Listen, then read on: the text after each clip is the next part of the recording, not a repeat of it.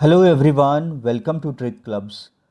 Army public school Bathinda जो कि पंजाब के अंदर है, तो यहाँ पे teaching and non teaching post की कुछ वैकेंसीज़ आई हुई हैं और ये सारी वैकेंसीज जो है वो एडहॉक बेसिस पे है। तो एडहॉक का मतलब ये है कि आपको लगभग एक सेशन के लिए वहाँ पे रखा जाता है और कॉन्ट्रैक्ट में ये होता है कि जनरली 3 साल के लिए रखा जाता है और परमानेंट में तो आपका परमानेंट ही रहता है। तो यहाँ पे आप देख सकते हैं कि पीजीटी के लिए वैकेंसीज है, पीजीटी बायोलॉजी के लिए। तो यहाँ पे ये देखिए, इनकी सैलरी भी लिख रखा है 32,550 इनकी कंसोलिडेटेड सैलरी है। तो एडहॉक बेसिस पे सैलरी कम रहता है कंपेयर टू परमानेंट और कॉन्ट्रैक्ट बेसिस के कंपेरिजन में। लेकिन अगर आपके पास अभी कोई भी जॉब नहीं है तो ज्वाइन कर लेना चाहिए आपको, अगर हो जाता है सिलेक्शन तो, क्योंकि आपका एक एक्सपीरियंस भी काउंट होगा और आगे जो आपका सिलेक्शन का चांसेस अच्छा रहेगा। जो भी वैकेंसीज एपीएस में आएगी, चाहे परमानेंट की आए या कॉन्ट्रैक्ट के लिए। नेक्स्ट है आपका टीजीटी के लिए है। तो टीजीटी में आप देख सकते हैं artificial intelligence, data science, IT, yoga के लिए है। सैलरी इनके बगल में लिख रखा है, आप देख लीजिएगा। पीआरटी ऑल सब्जेक्ट्स के लिए, नॉन टीचिंग स्टाफ के लिए भी है। Science lab attendant biology for pre primary, peon, watchman, lady attendant, और यहाँ पे ये सब सैलरी देख रखा है। अब इनका जो इसेंशियल क्वालिफ़िकेशन क्या मांगा गया है, तो यहाँ पे आप देख लीजिए। जैसे आप पीजीटी बायोलॉजी के लिए अप्लाई कर रहे हैं तो पोस्ट ग्रेजुएशन आपका कंप्लीट होना चाहिए, पोस्ट ग्रेजुएशन। और आप ये भी बोल सकते हैं कि आपका जो मास्टर डिग्री है वो कंप्लीट होना चाहिए, और इसमें यहाँ पे क्लियर लिख रखा है आपके 50% मार्क्स होना चाहिए मास्टर डिग्री में, पीजी में। और ये सब सब्जेक्ट से आप पीजी कर रखे हो, जैसे botany, zoology, life science, bio science, genetics, microbiology, biotech, provided they have studied botany, zoology at graduation level. और आप जो है बोटनी या जूलॉजी जो है ग्रेजुएशन लेवल पे आप लोग पढ़ रखे हो। नेक्स्ट है आपके पास बीएड की डिग्री होनी चाहिए और बीएड में आपका 50% नंबर होना चाहिए। तो बस ये दो चीज़ें मांगा गया है कि बीएड में आपका 50% हो और जो पोस्ट ग्रेजुएशन में आपका 50% नंबर हो, तब आप इसको अप्लाई कर सकते हैं।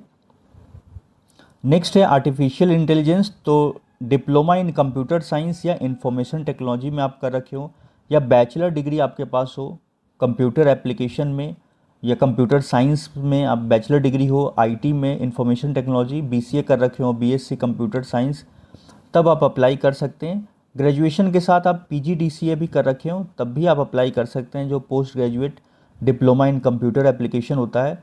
और आपके पास डोएक ए लेवल सर्टिफिकेट है, तब भी आप अप्लाई कर सकते हैं। सैलरी यहाँ पे देख लीजिए 30,450। इसी तरह से टीजीटी योगा के लिए है तो 30,450 रुपये, और इनकी जो है क्वालिफिकेशन एज पर सीबीएसई नॉर्म्स है। तो आप योगा वगैरह में जो ग्रेजुएशन वगैरह जो इनकी जो पढ़ाई होती है वो कर रखे हो। और पीआरटी ऑल सब्जेक्ट्स के लिए क्या मांगा जा रहा है, तो पीआरटी के लिए भी आपके पास ग्रेजुएशन होना चाहिए और ग्रेजुएशन में आपके 50% नंबर होना चाहिए। साथ ही आप बीएलएड या डीएलएड कर रखे हो, जो 2 साल का कोर्स होता है वो कर रखे हो। और तीसरा चीज़ यहाँ पे क्या लिख रखा है कि आपके पास सीटेट या टेट पास होना चाहिए, conducted by CBSE state government in accordance with the. तो वही बोल रहा है, सीटेट जो पेपर 1 होता है या किसी भी स्टेट का, जैसे पंजाब टेट, हरियाणा टेट, या किसी भी स्टेट का आप टेट पास कर रखे हो, तब भी इसको अप्लाई कर रखे सकते हैं। इसके अलावा आपके पास ये नहीं भी है तब भी आप अप्लाई कर सकते हैं सीटेट या टेट। और ये किस केस में होता है, जैसे सीटेट या टेट कोई कंपलसरी नहीं रहता है यहाँ पे, वो नीचे आगे इसी में नोटिफिकेशन में लिखा गया है।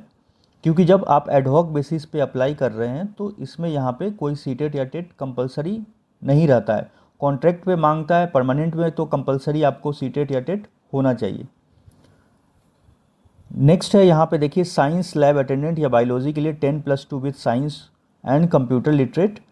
तो ये आप 10+2 साइंस से कर रखे हो एंड कंप्यूटर को आपका नॉलेज होना चाहिए।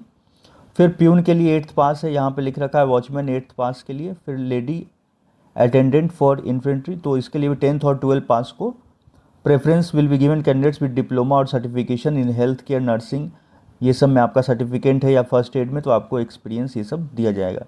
अब देख लीजिए इसमें एज कितना मांग रहा है, तो 40 साल तक आपका एज होना चाहिए। और कब तक 40 साल, तो यहाँ पे देख लीजिए बिलो 40 ईयर्स के लिए जिनका 40 साल या 40 साल से कम है उनके लिए कोई एक्सपीरियंस नहीं मांग रहा है।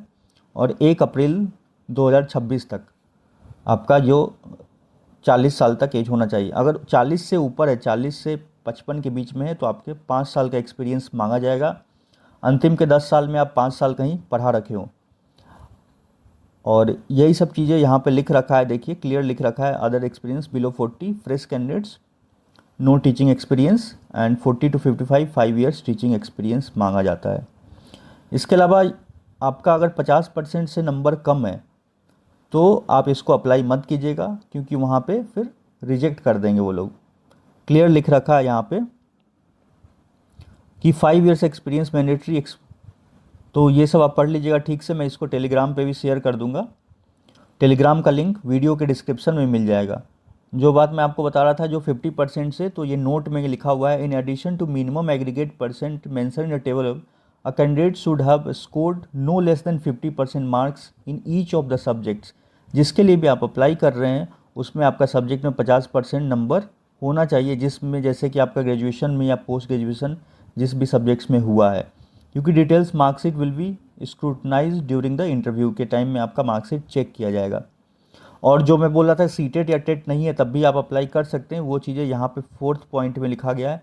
Candidates who have not qualified या सीटेट या टेट, अगर आप सीटेट टेट नहीं है but found fit in all other aspects, सब चीज़ में आप फिट पाए जाते हैं, may be considered for appointment on the vacancies which may be ad hoc in nature. तो ये एडहॉक की वैकेंसीज है और आप लोग को कंसीडर कर सकते हैं, जो कि वैकेंसीज क्या रहेगी एडहॉक में। और जिनके पास है तो बहुत ही अच्छी बात है, जिनका सीटेट टेट है।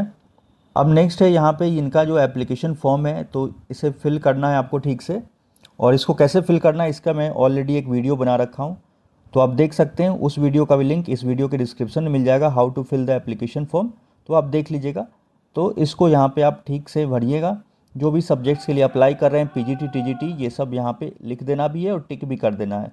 फिर यहाँ पे एक फ़ोटो पेस्ट करके बाकी डिटेल सब भर के, और जितने भी आपके मार्कशीट हैं वो सब आपको अटैच करना है। सेल्फ अटेस्टेड मार्कशीट पे अपना नीचे जैसे सेल्फ अटेस्टेड लिख के अपना साइन कर दीजिएगा।